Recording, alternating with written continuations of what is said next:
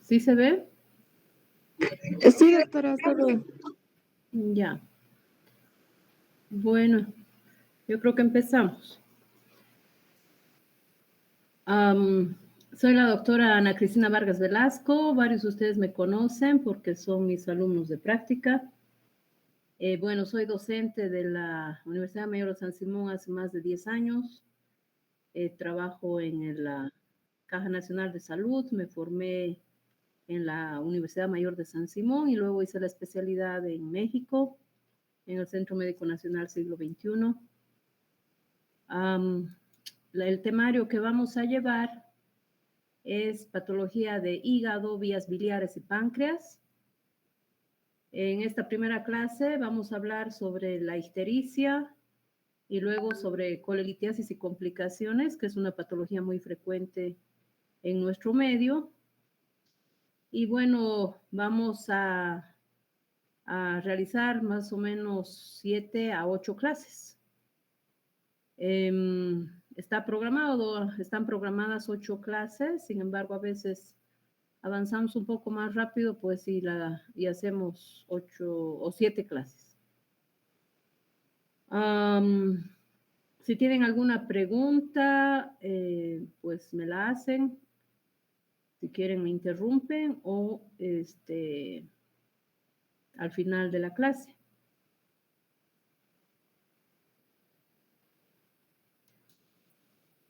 Bueno, hablando sobre la ictericia.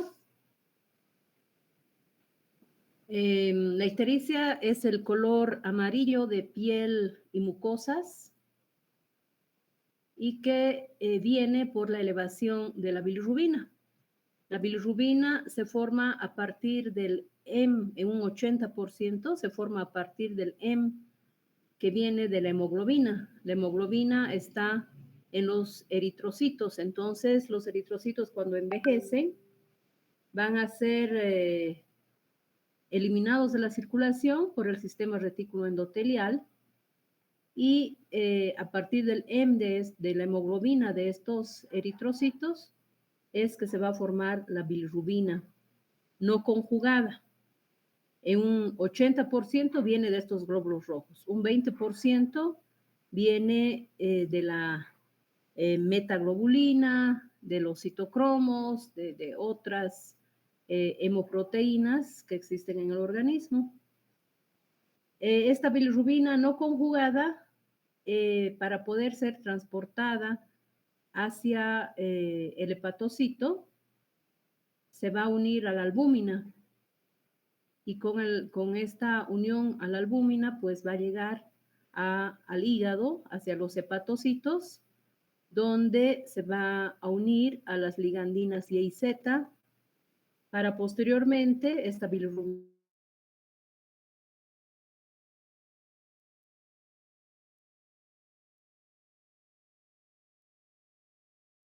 es la uridina difosfoglucuronil transferasa, a través de esta enzima, se va a transformar de bilirrubina indirecta a bilirrubina directa. Y como bilirrubina directa o conjugada, va a ser eliminada en la bilis hacia el canalículo biliar. Entonces, si hay alguna enfermedad que va a producir demasiada muerte de los glóbulos rojos, por ejemplo, en una hemólisis, va a haber gran formación de bilirrubina indirecta. Si es que va a haber alguna patología, que ya vamos a ver, donde existe una alteración de la uridina difosfoglucuronil transferasa y por lo tanto no va a haber una buena transformación de la bilirrubina indirecta a bilirrubina directa, también va a haber elevación de la bilirrubina indirecta, va a haber mayor bilirrubina indirecta. Si es que va a haber alguna patología que va a evitar que esta bilirrubina directa o conjugada sea eliminada hacia el canalículo biliar, existe algún proceso obstructivo de la bilis, va a elevarse la bilirrubina directa. Entonces vamos a ver algunas patologías donde va a haber ictericia. Por la topografía, si hay una alteración prehepática, entonces va a haber mayor bilirrubina indirecta. Si hay una alteración a nivel del hígado, como una cirrosis, una hepatitis, se elevan ambas, un poco más la bilirrubina directa. Y si es la alteración poshepática, o sea, a nivel de los conductos biliares, se va a elevar la bilirrubina directa. Y por la patogenia es casi lo mismo, ¿no? La prehepática es más predominante cuando hay hemólisis. La hepatocelular va a ser la causa hepática, donde se elevan ambas. En la hemólisis se eleva sobre todo la indirecta. Y en patologías obstructivas de vías biliares, que son las poshepáticas, se eleva predominantemente la bilirrubina directa o conjugada, porque esto ocurre después del hígado, ¿no? Cuando ya ha habido la conjugación. Algo similar, hemólisis, formación de bilirrubina indirecta o no conjugada.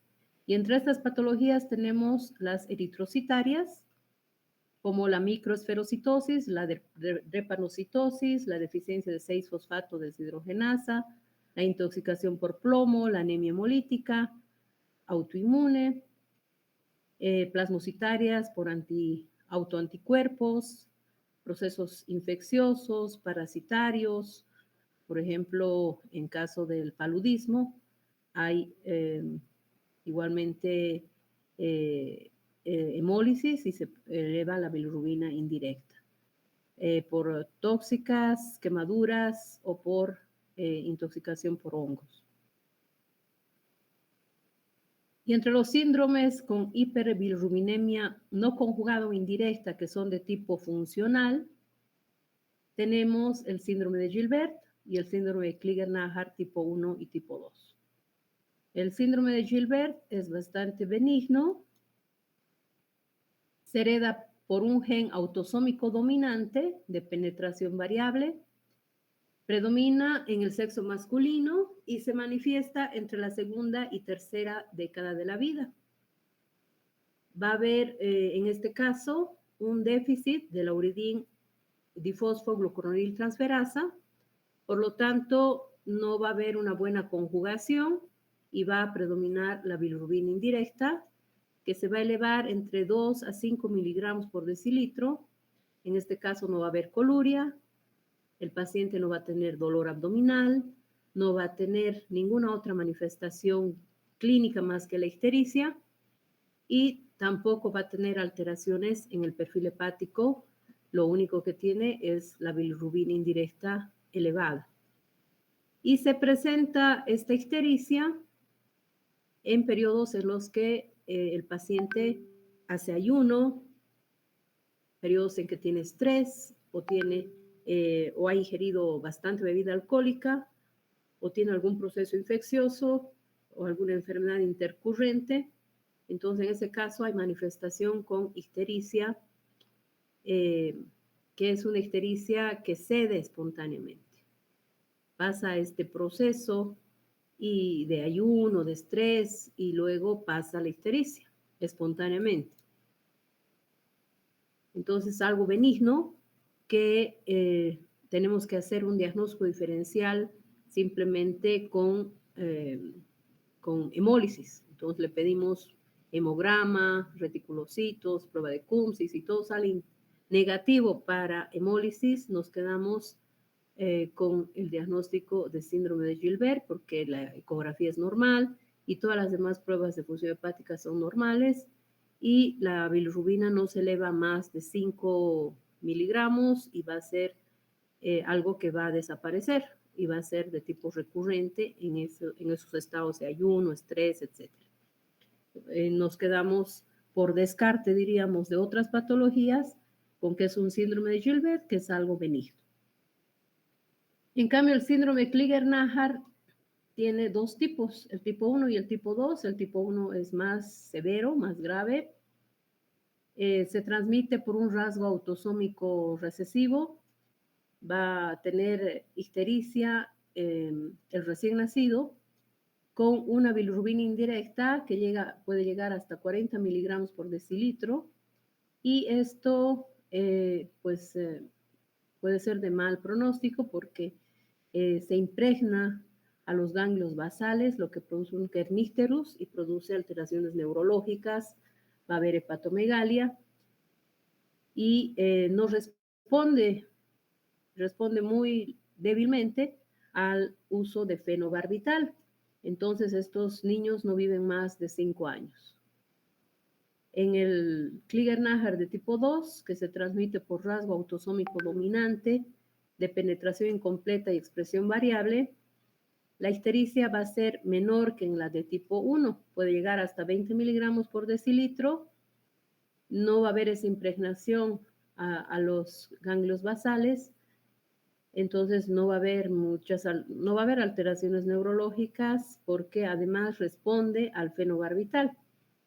Se le da fenobarbital y va a haber una mejor función de la uridine-glucuronil transferasa y va a haber una mejor concentración de las ligandinas Y y Z, por lo tanto, la transformación de la bilirrubina indirecta a bilirrubina directa se va a producir y se va a poder controlar esta hiperbilirrubinemia y va a tener mejor pronóstico. En otros síndromes de ictericia funcional, donde predomina la bilirrubina conjugada y que también son benignos, porque el paciente puede vivir con estos síndromes sin mayor problema, están el síndrome de Dubin-Johnson y el síndrome de Rotor. En el Dubin-Johnson y Rotor, entonces, predomina la bilirrubina conjugada y se produce o se presenta en ambos sexos, nacionalidades, razas, se transmite de forma autosómica recesiva, va a haber una hiperbilirrubinemia a expensas de la bilirrubina directa que puede llegar hasta 2-5 miligramos por decilitro. No va a haber tampoco alteración hepática, no va a haber daño hepatocelular y lo que parece existir en este síndrome de Dubin-Johnson es que existe un defecto en el transporte de la bilirrubina conjugada hacia el canalículo biliar. No hay una buena circulación de esta bilirrubina hacia el canalículo biliar, por lo tanto, se va a quedar esta bilirrubina en el hígado y el hígado, si hacemos una laparoscopía, podemos ver que el hígado va a estar de color café oscuro a negro, va a haber un acúmulo de un pigmento denso centrolobular a la microscopía. Y por este defecto en el transporte de la bilirrubina conjugada hacia el canalículo biliar, si se hace una colecistografía oral, no se va a ver la vesícula. Y también por la prueba de la bromosulfoftaleína, se va a ver que de inicio, esta bromosulfoftaleína que se inyecta, se inyecta al paciente, va a eliminarse de inicio, no va a aparecer en el suero, pero después después de unos 45 minutos, se toma otra muestra y se ve de que hay la bromosulfoftaleína, entonces no hay una buena eliminación. Y el pronóstico es bueno, es benigno, no deja secuelas en el hígado. En el síndrome de Rotor, que también es raro, igualmente va a haber elevación de la bilirrubina directa. En este caso hay una eliminación de la bromosulfoftaleína, o sea, hay una eliminación de la bilirrubina, una eliminación a través de los canalículos biliares, pero de forma lenta. Entonces, esta eliminación de la bromosulfoftaleína está retardada y, por lo tanto, el hígado no va a estar pigmentado. Va a haber también hiperbilirrubinemia de 2 a 5 miligramos por decilitro. No hay bilirrubinuria y el pronóstico también es bueno y no hay alteración de otras pruebas del perfil hepático y el paciente no tiene ningún dato de enfermedad hepática crónica, no tiene ningún dolor, es algo benigno con lo que puede vivir. Entre las alteraciones, entonces, que producen ictericia de tipo hepatocelular están las hepatitis virales, las hepatopatías por drogas o por toxicidad por medicamentos o las hepatopatías por alcohol, donde se elevan ambas bilirrubinas y un poco más la bilirrubina directa.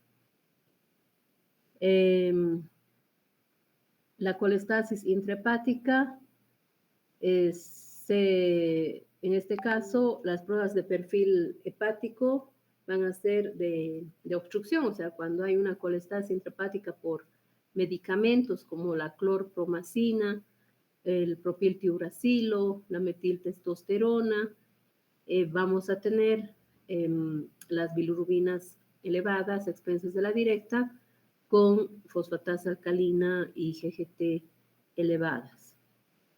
Si existe una obstrucción de la vía biliar de tipo mecánico, puede ser por cálculos en la vía biliar, que es de origen benigno, o por parásitos que obstruyen la vía biliar, como los ascaris, el quistidatídico, las membranas del quistidatídico que ingresan hacia la vía biliar y pueden obstruir el colédoco también, o como la fasciola hepática, por ejemplo, son causas benignas. Van a producir también esta alteración de bilirrubina directa, o sea, bilirrubina total elevada, expensas de la directa, con datos de colestasis, donde en el perfil hepático vamos a ver elevación de la fosfatasa alcalina y de la gamma-glutamil transpeptidasa. Hay también procesos malignos de obstrucción de la vía biliar.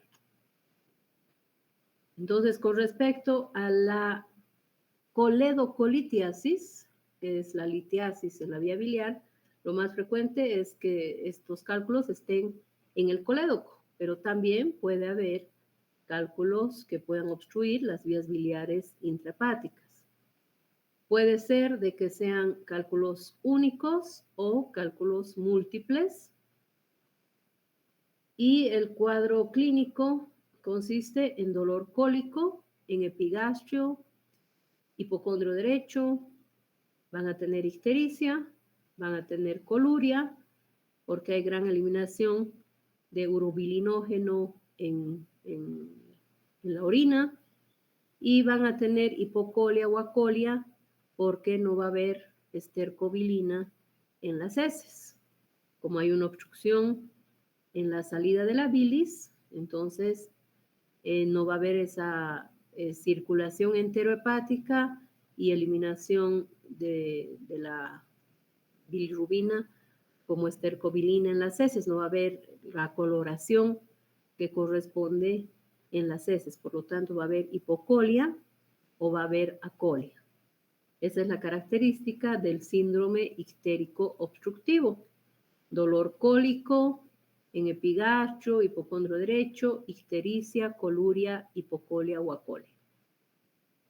En caso de que este proceso obstructivo se mantenga por varios días, van a proliferar las bacterias, los gérmenes dentro de la vía biliar y aparece un proceso infeccioso dentro de la vía biliar.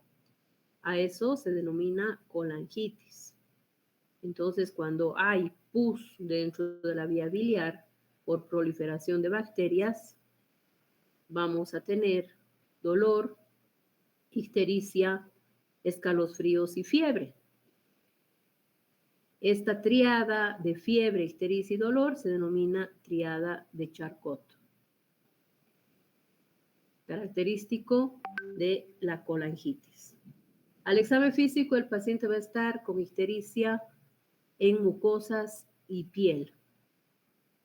Vamos a tener dolor a la palpación y hipocondrio derecho, va a estar, si es que tiene colangitis, va a tener fiebre, va a tener taquicardia, y en el laboratorio, si ya tiene colangitis, vamos a encontrar leucocitosis con desviación a la izquierda, ¿no? Con formas jóvenes de los leucocitos y podemos ver callados.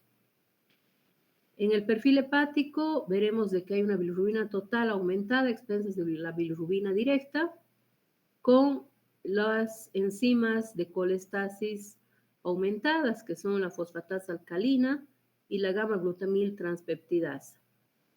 Por el proceso colestásico hay cierta inflamación de los hepatocitos, lo que lleva a una elevación de las transaminasas. No muy elevadas, puede ser 3, 4, 5 veces lo normal, pero sí van a estar con elevación. Y por el hecho de que no hay una circulación enterohepática adecuada por el proceso obstructivo de la bilis, entonces va a haber déficit de vitaminas liposolubles. Y la primera vitamina liposoluble que se va a depletar es la vitamina K. Por lo tanto, podemos encontrar también un tiempo de protrombina prolongado si es que han pasado varios días de este proceso obstructivo. Ante la sospecha clínica y laboratorial de que existe una ictericia obstructiva, pedimos una ecografía abdominal y si es que hay un proceso obstructivo de la vía biliar, vamos a ver una vía biliar dilatada como un signo indirecto de que existe una obstrucción. Normalmente la vía biliar mide 7 milímetros, pero si existe un proceso obstructivo en un paciente que tiene vesícula que no ha sido colecistectomizado, si la vía biliar está más de 7 milímetros, ya se considera dilatada. Si es que es un paciente que ya ha sido colecistectomizado, se considera normal hasta 9 milímetros. Si el colédoco va a estar por encima de 9 milímetros en un paciente ya colecistectomizado, se considera también como vía biliar dilatada. Es un dato indirecto de que está obstruida. Si es que los cálculos son grandes, son múltiples, muchas veces podemos ver sombras sónicas, igual que vemos las sombras sónicas en colelitiasis. Pero la mayor parte de las veces no logramos ver eso en el colédoco. El dato indirecto de obstrucción es vía biliar dilatada. En caso de que tengamos paciente con colelitiasis múltiple, que un buen porcentaje de pacientes, más del 50% diría, de los pacientes en nuestro medio tienen esa colelitiasis múltiple con litos pequeños y barro biliar en vesícula, que son precisamente estos litos los que pasan a la vía biliar y la obstruyen. Entonces son cálculos pequeños o barro biliar que va al colédoco y a veces no vemos esa vía biliar dilatada, pero sí el paciente va a estar con dolor, va a estar con fosfatasa alcalina alta, pero puede ser que la vía biliar no esté dilatada. En esos casos de duda de que exista cálculos en el colédoco, entonces lo que se tiene que hacer es una colangioresonancia magnética nuclear, que puede ser simple, sin contraste, y de esta manera vamos a valorar la presencia de cálculos en el colédoco. Se puede hacer una colangioresonancia magnética nuclear o una ecoendoscopía o ultrasonido endoscópico, cualquiera de los dos procedimientos, que nos van a hacer el diagnóstico de coledocolitiasis y luego ya procedemos a la CEPRE, que es la colangiopancreatografía retrógrada endoscópica, para sacar los cálculos, ¿no? Actualmente, pues ese es el procedimiento de hacer primero uno de estos dos métodos y luego ya con certeza hacer la colangiopancreatografía retrógrada endoscópica más para tratar, para sacar los cálculos de la vía biliar. Ahora, si estamos seguros de que existe clínica, existe ecografía y existe laboratorios y estamos seguros de que hay cálculos en la vía biliar, pues directamente podemos hacer la CEPRE y ver los cálculos dentro del colédoco y sacarlos. En caso de que hayan datos de colangitis, se le da antibióticos y si durante la CEPRE vemos haciendo la esfinterotomía que sale pus, pues confirmamos la colangitis y los antibióticos tiene que recibir el paciente por lo menos 10 días. En caso de que no se puedan sacar los cálculos de la vía biliar porque son demasiado grandes y no hay instrumentos, no hay forma, porque si son cálculos difíciles de sacar de la vía biliar, se puede hacer litotripsia, se puede romper los cálculos mediante láser y poder extirparlos posteriormente. Hay métodos, pero en nuestro medio no hay instrumentos, digamos, ¿no? Para hacer esto, entonces, si son cálculos grandes que no se pueden sacar por CEPRE, directamente el paciente va a cirugía. O en algunas circunstancias se coloca una prótesis biliar. Si no se puede sacar el cálculo, se coloca una prótesis biliar para que salga la bilis, no haga colangitis. Y después de unos 3 meses se intenta sacar nuevamente por CEPRE y esa misma prótesis hace un efecto de como que los cálculos chocan con la prótesis y si son cálculos blandos de colesterol, se van rompiendo. Entonces, en un siguiente estudio, puede ser de que esos cálculos ya estén pequeños y se pueda sacar por CEPRE. Pero si siempre están grandes, el tratamiento es quirúrgico. Como les digo, otras causas benignas son la presencia de ascaris, de hidatidosis o fasciola hepática, que se saca estos parásitos con pinzas o con asas y luego se hace el tratamiento correspondiente con medicación antiparasitaria, dependiendo de qué es lo que se trataba. Aquí vemos la vesícula con cálculos y en la vía biliar vemos estos defectos de llenado y el colédoco dilatado en una colangioresonancia donde confirmamos que hay cálculos y luego se procede a la RCP para sacarlos. Y esta es una ecoendoscopía que es un endoscopio que tiene un transductor que hace la ecografía a través de la pared del duodeno y directamente se logra ver la vía biliar, la vesícula y se puede detectar cálculos pequeños que luego se sacan por la colangiopancreatografía retrógrada endoscópica. Este es el endoscopio que introduce a través de la ampolla de Vater, se introduce contraste hacia la vía biliar y por fluoroscopía se ve esta imagen donde existen varios cálculos en el colédoco, en este caso con la vía biliar dilatada, y luego se hace la esfinterotomía, o sea, corte del esfínter de Oddi. Con un esfinterotomo se amplía el esfínter de Oddi y luego se introduce instrumentos a la vía biliar, que pueden ser el globo de Fogarty o puede ser la canastilla de Dormia. En este caso es la canastilla de Dormia que está arrastrando, que está sacando cálculos del colédoco. Una causa maligna de obstrucción de los conductos biliares es el cáncer de las vías biliares. Esto es más común en varones mayores de 50 años. Es un adenocarcinoma infiltrante o nodular que se puede determinar esto mediante una biopsia de la vía biliar, que no siempre se la hace porque pues la vía biliar es muy delicada y tenemos que tener los instrumentos precisos para esto, o también se puede hacer un cepillado de la vía biliar para hacer una citología y determinar que se trata de un problema maligno. Sin embargo, la citología no es muy específica, no es muy sensible sobre todo, la sensibilidad es de un 50, 60%. Pero existe actualmente lo que se llama el Spyglass. El Spyglass es un endoscopio muy fino que ingresa a la vía biliar y ve la vía biliar por dentro y puede tomar biopsias bajo visión directa y con más certeza, dándonos el diagnóstico preciso de un adenocarcinoma.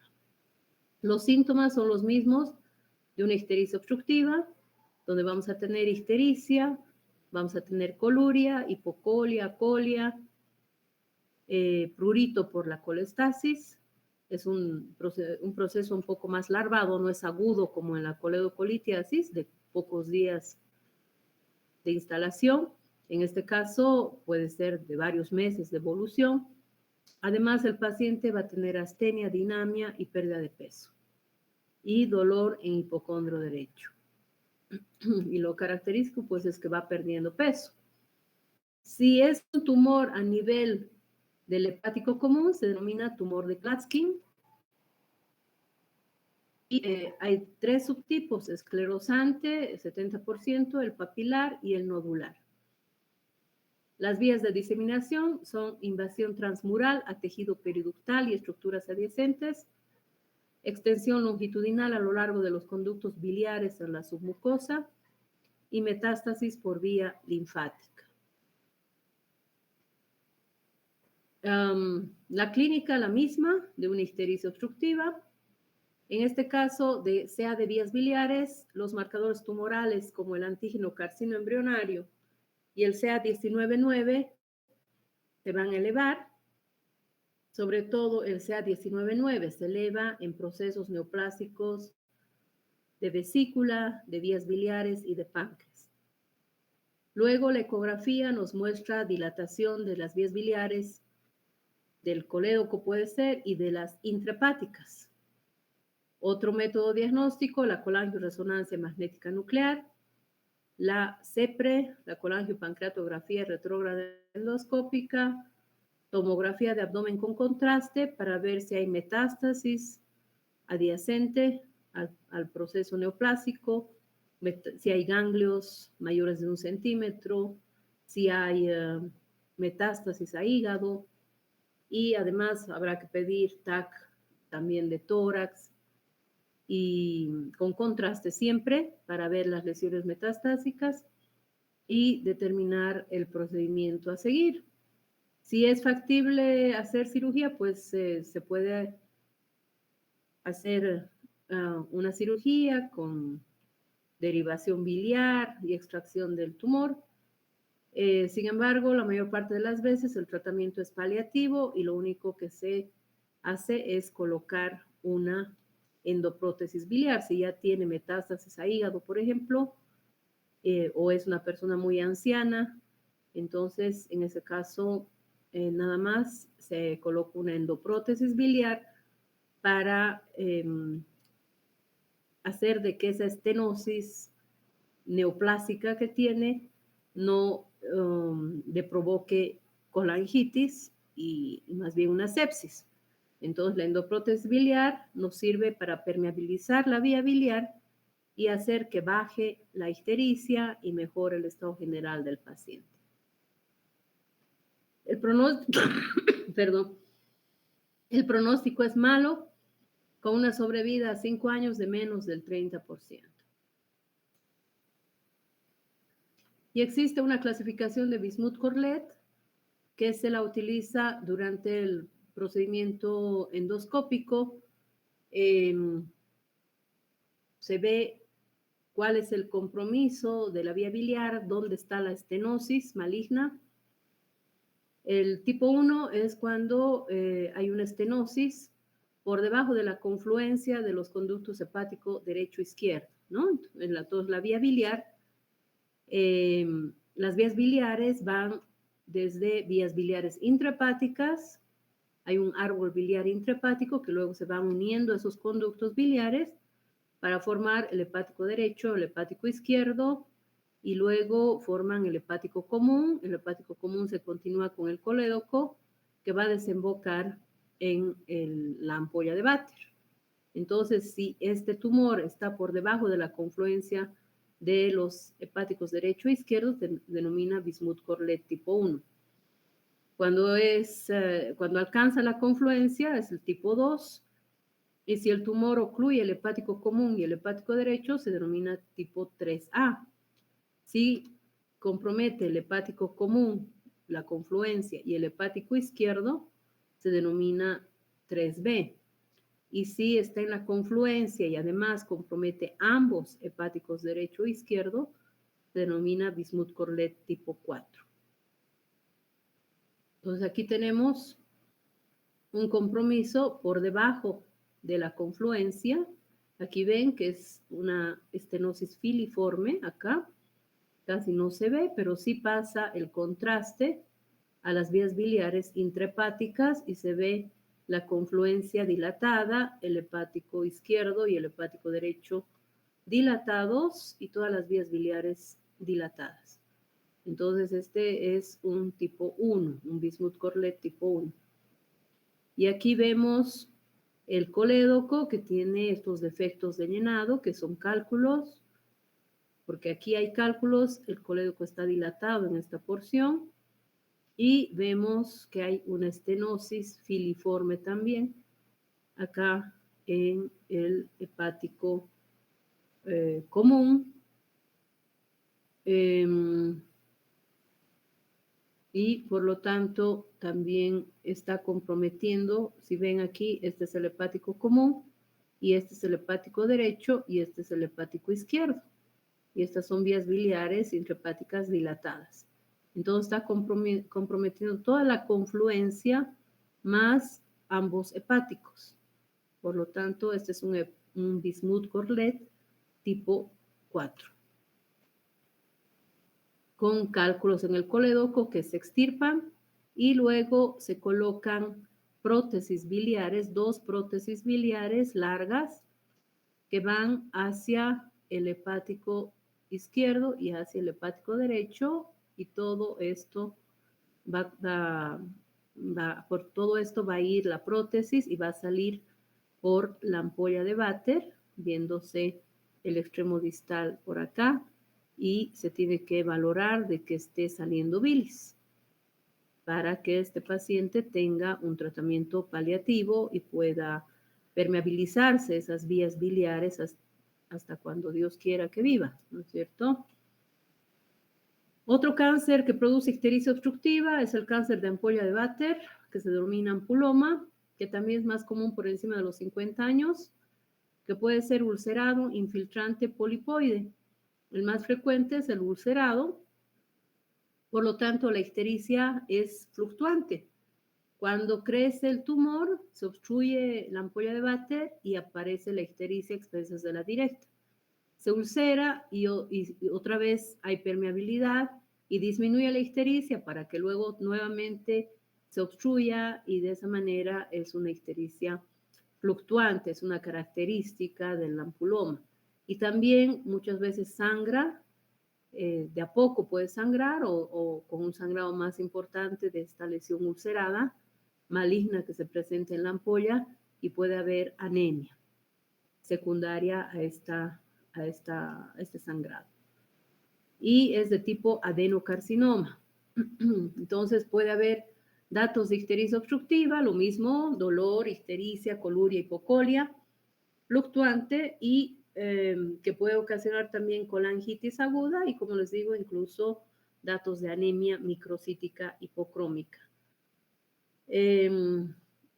Se hace perfil hepático, donde va a haber un proceso obstructivo, hemograma, que a veces te muestra una anemia microcítica hipocrómica. Luego, el diagnóstico se hace por una duodenoscopía, donde se ve la ampolla de Vater con el proceso neoplásico, y se toman las biopsias y la histopatología nos da el patólogo. También se puede hacer una ecoendoscopía para ver el grado de infiltración de este tumor en la pared del duodeno, para determinar si hacemos una ampulectomía endoscópica Si es un tumor que está superficial, comprometiendo solamente la mucosa o incluso mucosas, submucosas, se puede hacer una ampulectomía endoscópica curativa. Y también se tiene que hacer un TAC de abdomen con contraste para ver metástasis, ¿no? Y si es un tumor un poco más profundo, entonces, y no tiene todavía metástasis, se hace una cirugía de Whipple como procedimiento curativo. Y si ya tiene metástasis a hígado, a pulmón, si tiene varios ganglios comprometidos, entonces el tratamiento va a ser paliativo colocando prótesis biliar. Sobrevida 6 meses a 2 años si es que es un procedimiento ya invasivo. Si es curativo, si se hace una ampulectomía endoscópica, pues puede vivir muchos años. Puede controlarse el cáncer. Aquí tenemos una vista de la ampolla de Vater normal, debajo de un pliegue en la segunda porción del duodeno, y este es un ampuloma donde se ve deformada la ampolla de Vater y de donde se tiene que tomar biopsias, y como ven hay un poquito de sangradito por acá. Estos son los libros que tendrían que leer. El aegastro.es se encuentran en internet. El libro de cualquier libro de medicina interna también les sirve. Luego los libros de, este es un libro, un texto de la Sociedad de Gastroenterología de Chile, que se los voy a pasar para que lo tengan, desde un poquito pasado. Seguramente ahora ya tienen alguno otro más actual. Luego existen guías de la Asociación Europea para el Estudio del Hígado. Existen guías de la Asociación Americana para el Estudio del Hígado que encuentran en internet. Acá en Lage.tc es un sitio donde pueden ver videos muy interesantes. Eso está en YouTube, donde encuentran videos muy interesantes y también exposiciones de médicos latinoamericanos y especialmente de un médico de Chile, que es el doctor Navarrete, que es experto en endoscopía y que da unas exposiciones muy didácticas, muy bonitas sobre patología de vías biliares, de páncreas. Y también, si están interesados, pueden ingresar. Bueno, entonces ahora vamos si no tienen alguna pregunta o si tienen alguna pregunta me la dice. Ahora vamos a ingresar a colelitiasis y complicaciones, que no es muy grande, pues más. A ver. Voy a entrar a colelitiasis y complicaciones.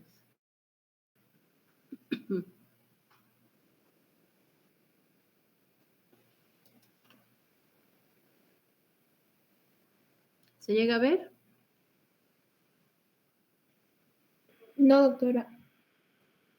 ¿No ve? ¿No se ve? Entonces no debió compartir. A ver. Voy a... sí, no he compartido.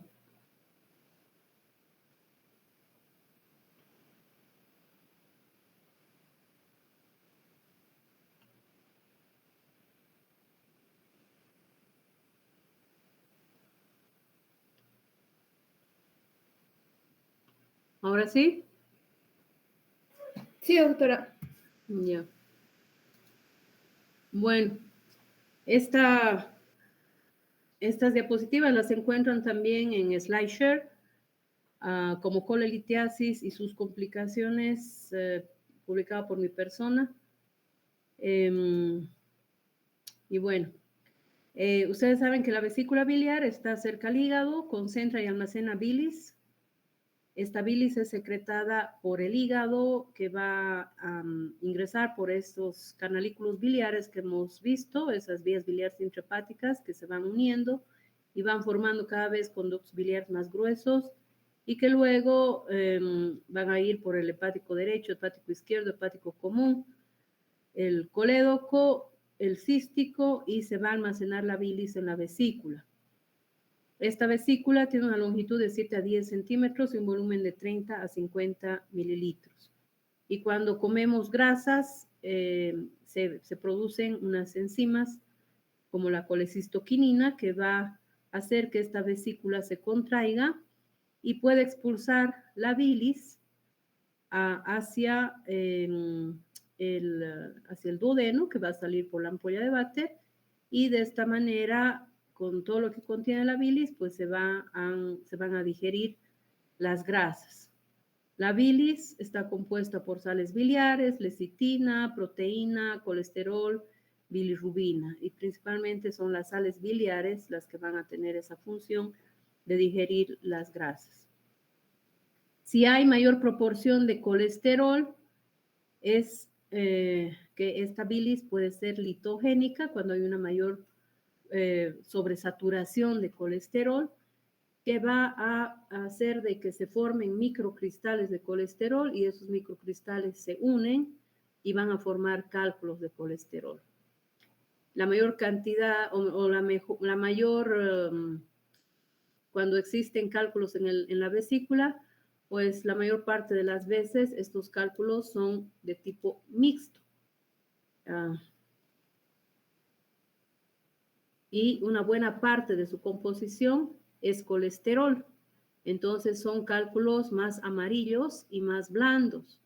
Si es de colesterol puro, 10 a 15% de casos, que estos sí son súper amarillos y bien blandos, que fácilmente se fragmentan. En cambio, cuando son cálculos pigmentarios, que son más oscuros y que tienen cierta cantidad de bilirrubinato de calcio, estos cálculos son más duros, son difíciles de fragmentar. Existen también cálculos de carbonato de calcio que son raros, que estos se presentan en pacientes que tienen hiperparatiroidismo, que también van a ser más duros. En cambio, estos mixtos, que es la mayor parte de las veces que se presentan, van a ser amarillos, más blandos, van a ser múltiples, como ven acá. En nuestro medio, pues esto es la mayor cantidad de casos que vemos, ¿no? Que son colelitiasis múltiples y son las que se complican con coledocolitiasis y con pancreatitis de origen biliar. ¿Cuáles son los factores predisponentes para la colelitiasis? Hay tendencia genética, hereditaria, es más frecuente en la mujer 3-1, en mayores de 50 años, aunque en nuestro medio vemos desde temprana edad, hemos visto niños de 10 años, de 13 años y más, y son gorditos, ¿no? Actualmente con la comida chatarra, pues existe tendencia a la obesidad y también a la presencia de colelitiasis en etapas más tempranas. Los estrógenos también hacen de que exista más probabilidad de que hagan cálculos en la vesícula, entonces es más frecuente en multíparas.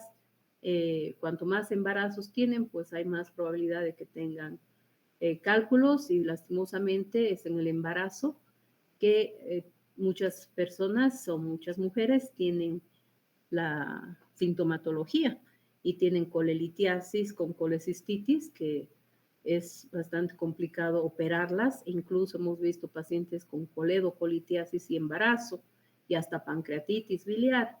Entonces complica más la situación. En los obesos es también frecuente. En los que pierden peso rápidamente, aquellos que son sometidos a cirugías bariátricas, también pueden llegar a hacer cálculos en la vesícula. Hipertrigliceridemia, diabetes, hemólisis, en anemias hemolíticas, va a haber mayor formación de cálculos pigmentarios, esos que tienen bilirrubinato de calcio duros. Hiperparatiroidismo, cálculos de carbonato de calcio, y factores protectores están el consumo de ácido ascórbico, consumo moderado de café y proteínas vegetales. La prevalencia en países occidentales oscila entre el 10 y 20%. La prevalencia en mujeres es 3 veces mayor que en hombres, sobre todo en periodo fértil. La prevalencia se eleva con la edad. A los 65 años, alrededor del 30% de mujeres tiene litiasis y a los 80 años un 60%. Es bastante frecuente en Chile, en poblaciones escandinavas y en nuestro medio también. Puede ser asintomático este problema de colelitiasis en un 60-80%. En cualquier parte del mundo dicen, si son asintomáticos, no se opera. El diagnóstico puede ser incidental, con un control médico se hace una ecografía y ven los cálculos, o por otras dolencias les hacen una ecografía, pues y ven que tiene cálculos. También durante procedimientos quirúrgicos, por otras causas, pueden palpar la vesícula y encontrarse con colelitiasis. Y son sintomáticos con presencia de cólico biliar en un 20%. Y un 65% de estos pacientes van a tener recurrencia de los síntomas en los 2 siguientes años. Ahora, en nuestro medio se dice de que si un paciente con colelitiasis ya tiene un cólico biliar, tiene que ser operado, igualmente en Chile, ¿no? Porque hay una gran predisposición a que estos pacientes hagan cáncer de vesícula, entonces, o hagan complicaciones como la pancreatitis biliar o la coledocolitiasis. Por lo tanto, si ya se tiene un cólico biliar, tienen que ser operados. Y si no se tiene un cólico biliar en nuestro medio y en Chile, también se aconseja que se proceda a la colecistectomía por estos factores de riesgo. El dolor va a ser cólico, hipocondrio derecho, y si hay una colecistitis aguda, un proceso inflamatorio, aparte del dolor cólico, las náuseas, vómitos posterior a la ingesta de colecistoquinéticos, podemos tener un signo de Murphy positivo, que es este punto que va de la axila hacia el ombligo, una línea, y donde cruza el reborde costal, es ahí donde hacemos una presión con el pulpejo de los dedos en sentido cefálico y le decimos al paciente que inspire profundo. Y si tiene dolor al inspirar profundo, baja la vesícula, y si está inflamada la vesícula y toca con la punta de los dedos, va a haber dolor. Ese es el signo de Murphy positivo, que es compatible con una colecistitis aguda. Además, si hay una colecistitis aguda, en el hemograma vamos a tener leucocitosis, y si es una colecistitis aguda complicada, por ejemplo, con un síndrome de Mirizi que está comprimiendo la vía biliar, vamos a tener un proceso obstructivo igualmente, ¿no? Podemos tener una ictericia obstructiva en el perfil hepático, haber alteraciones en el perfil hepático. El gold estándar para diagnóstico de colelitiasis es la ecografía abdominal, que tiene un bajo costo, tiene una sensibilidad y especificidad de más del 95%, y también podemos,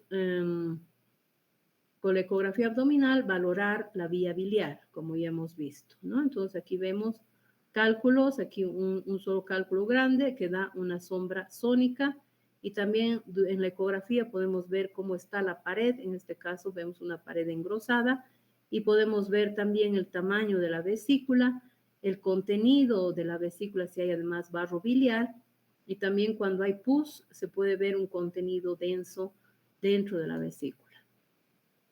Criterios ecográficos para el diagnóstico de colecistitis aguda. Hay también un signo de Murphy ecográfico, que es en el mismo punto que se hace presión durante la ecografía, se hace inspirar profundo al paciente, y ese es el signo de Murphy ecográfico si es que presenta dolor.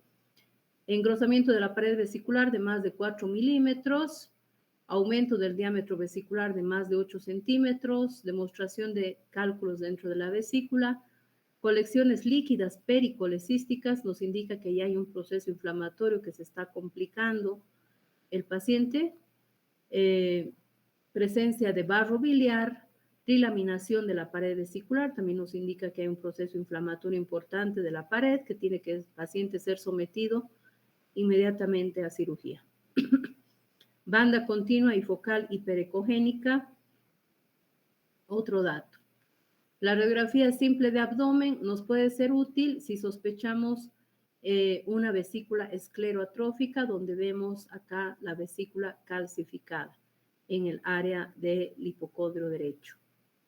Y estas vesículas esclerotróficas también son para operar, porque aquí puede haber un cáncer de vesícula. La gammagrafía y cintilografía es otro método que casi no lo usamos. Tiene una sensibilidad alta con el uso de ácido imidoacético IDA o tecnesio 99. Sin embargo, pues eso no hacemos mucho uso.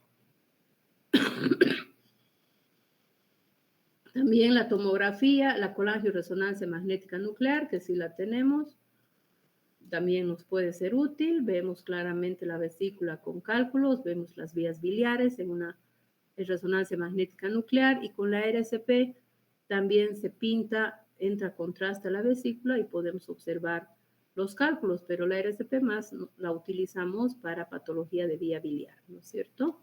Pero también puede verse la vesícula. El ultrasonido endoscópico, que ya les he explicado para la vía biliar, igualmente nos sirve para ver cálculos dentro de la vesícula, y en este caso vemos una vesícula muy grande, un hidrox vesicular con pared engrosada. Entonces, entre las complicaciones de la colelitiasis tenemos el proceso inflamatorio, que es la colecistitis aguda, la coledocolitiasis con o sin colangitis, la pancreatitis aguda biliar. Pueden formarse fístulas biliares en una vesícula que se ha inflamado, que se adhiere a órganos vecinos y hace una comunicación, puede ser a estómago, a intestino delgado, lo más frecuente. El síndrome de Mirici, que es un compromiso de las vías biliares por un proceso inflamatorio de la vesícula, que también puede formar fístulas hacia el conducto biliar. La vesícula en porcelana o escleroatrófica, que tiene riesgo de cáncer de vesícula, y el cáncer de vesícula. Entonces, son varias las complicaciones, por lo tanto, si se tiene un proceso de colelitiasis, es mejor operar antes que aparezcan estas complicaciones. La colecistitis aguda puede ser producida por bacterias como la Escherichia coli, el Streptococcus fecalis, estos gérmenes son los más frecuentes que producen proceso inflamatorio de la vesícula. Y la colecistitis crónica, se habla de esta cuando hay cólicos biliares a repetición y que tienen periodos en los que están asintomáticos, pero esos son los más peligrosos porque puede haber un cáncer, ¿no? Los criterios diagnósticos para colecistitis aguda: el signo de Murphy positivo, el dolor en hipocondrio derecho. Cuando hay un hidrox vesicular, podemos palpar una masa, va a haber hipersensibilidad en hipocondrio derecho. Si hay un proceso de, por ejemplo, un piocolecisto, una vesícula con pus, el paciente ya va a tener fiebre, va a tener elevación de la proteína C reactiva, va a haber leucocitosis y vamos a tener en la ecografía hallazgos característicos de colecistitis aguda. Entonces, diagnóstico definitivo, un ítem en A, cualquiera de estos, a la clínica, en la exploración física y el dolor en hipocondrio derecho, y un ítem en B, son positivos acá, y se confirma el diagnóstico con la ecografía. El PCR alto más imágenes ecográficas de colecistitis tiene una sensibilidad de 97%, especificidad de 76% y un valor predictivo positivo de 95%. Y en estos pacientes no hay que esperar a que va a pasar el problema, darle analgésico, darle antibiótico y esperar que se enfríe el problema. Estos pacientes tienen que ir a cirugía. Una complicación en pacientes con diabetes mellitus es la colecistitis enfisematosa, que se produce por anaerobios como el Clostridium welchi, el perfringens, la E. coli, donde va a haber gas en las paredes e interior de la vesícula. Y esto es más frecuente en diabéticos. Entonces, en una radiografía de abdomen, como hay gas, se ve la imagen de la vesícula con radiolúcida por la presencia de aire, pero el paciente va a estar con datos de sepsis, va a estar con mucho dolor y puede ser un paciente inmunodeprimido o un paciente diabético y el tratamiento también se puede ver esto por una tomografía más claramente, y el tratamiento es quirúrgico inmediato porque va a sepsis. La colecistitis por tifoidea hacia la tercera semana de la tifoidea, la colecistitis por torsión, que es rara, que también te produce mucho dolor por cáncer, también puedes tener colecistitis, el hidrops vesicular con presencia por impactación de cálculos en la vesícula, en el cuello de la vesícula, y en la vesícula se ve grandota, con pared engrosada, tratamiento quirúrgico inmediato. El empiema vesicular, que es una vesícula con pus, el paciente va a estar con mucho dolor, con fiebre, escalofríos, leucocitosis, con desviación a la izquierda, mucho dolor, y si no se opera esto, aparece la gangrena, porque va a haber isquemia, necrosis de la pared, y por la gran gangrena, pues puede haber una perforación con peritonitis o puede romperse la vesícula, que es otra complicación de ruptura de la vesícula con salida violenta de la bilis a cavidad peritoneal. Todas esas son complicaciones de la colelitiasis con colecistitis. Y luego tenemos la perforación de la vesícula. A ver, por ir rápido, que te lleva a una peritonitis, ¿no? La peritonitis generalizada tiene una mortalidad de 15 a 20%. Y la peritonitis pues se manifiesta con abdomen agudo. Y las fístulas, como les dije, pueden ser a órganos vecinos, a las vías biliares, al estómago, y que estas fístulas se pueden valorar mediante RCP también. Si es que un cálculo migra por una fístula hacia el duodeno y este cálculo migra hacia el intestino, va a atorarse o va a quedarse enclavado el cálculo a nivel de la válvula iliocecal, provocando lo que se llama un hilio biliar. Tiene una incidencia de 1 a 2% de cuadros de obstrucción de intestino delgado. Y la característica es que en la radiografía simple de abdomen se ve la aerobilia. Como hay una fístula de la vesícula hacia el intestino, entonces entra aire y ustedes ven en la radiografía simple de abdomen dibujado la vía biliar. A eso se llama aerobilia. Y esta es una, no sé si... Es un hilio biliar sacado de YouTube, que están haciendo una laparoscopía y buscan dónde está el cálculo, van buscando el hilio biliar y luego palpan, ahí está el cálculo, hacen una incisión. Just proximal to the stone was identified using a harmonic scalpel. The bowel was incised longitudinally about 2 centimeters. The bowel content was suctioned out, and then the gallstone was manipulated retrogradely into the descending small intestine, removed through the enterotomy. Se saca el cálculo y de esa manera se desobstruye el intestino y se sutura. Ese es un hilio biliar.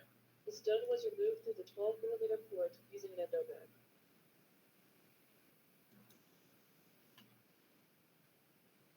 Y el síndrome de Mirici, que tiene diferentes tipos, esto más llevan en cirugía, ¿no? Tipo 1, 2, 3 y 4, si es que compromete hasta el hepático común, produce una fístula y esto se produce cuando hay cálculos grandes y que llevan a una ictericia obstructiva además. El tratamiento también es quirúrgico. El síndrome de Bouveret, cuando el cálculo se enclava en el píloro, por una fístula también de la vesícula hacia el estómago y produce un proceso obstructivo de estómago y se puede sacar por endoscopía o a veces necesita cirugía. La coledocolitiasis que ya hemos visto con colangitis o sin colangitis y cómo se puede diagnosticar la coledocolitiasis con RCP, con ecoendoscopía, con colangiopancreatografía y se la saca. La pancreatitis aguda biliar, otra complicación, el cáncer de vesícula y el tratamiento, la colecistectomía que puede ser abierta o endoscópica. Entonces, La incidencia de complicaciones es de 0,2 a 0,8%, pero en Bolivia y en Chile se aconseja operar incluso a asintomáticos por la incidencia de cáncer de vesícula. Y esto está publicado en los manuales de colelitiasis de la Organización Mundial de Gastroenterología, donde aquí dice que en regiones de alto riesgo de cáncer como Chile y Bolivia en América del Sur, los pacientes incluso asintomáticos con litiasis biliar, con litiasis de la vesícula, deben ser operados. La colecistectomía profiláctica está indicada entonces en aquellos pacientes donde hay alto riesgo de cáncer de vesícula, donde hay pólipos vesiculares de más de 1 centímetro, donde hay una vesícula en porcelana, donde los cálculos son mayores de 3 centímetros, y en la mujer joven de origen amerindio, que son de Chile sobre todo. Pacientes con riesgo mayor de desarrollar síntomas, como pacientes con anemia drepanocítica que hacen cálculos pigmentarios, y en aquellos que van a ser sometidos a cirugía bariátrica o trasplante cardíaco, también ver si tienen algún cálculo pequeño, pues también es mejor hacer una colecistectomía, porque probable con la bajada de peso hagan más cálculos y puedan complicarse. Eso es todo.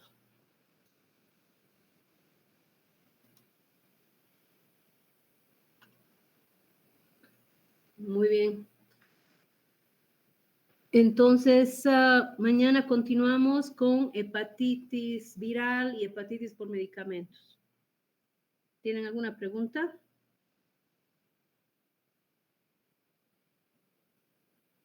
¿Les ha quedado clara la clase? Bueno, espero que hayan aprendido. Son patologías muy frecuentes, que seguramente en la práctica las han visto. Si no hay preguntas, nos vemos mañana, chicos. Gracias, doctora. Gracias. Hasta mañana, doctora. Chao, buenas noches.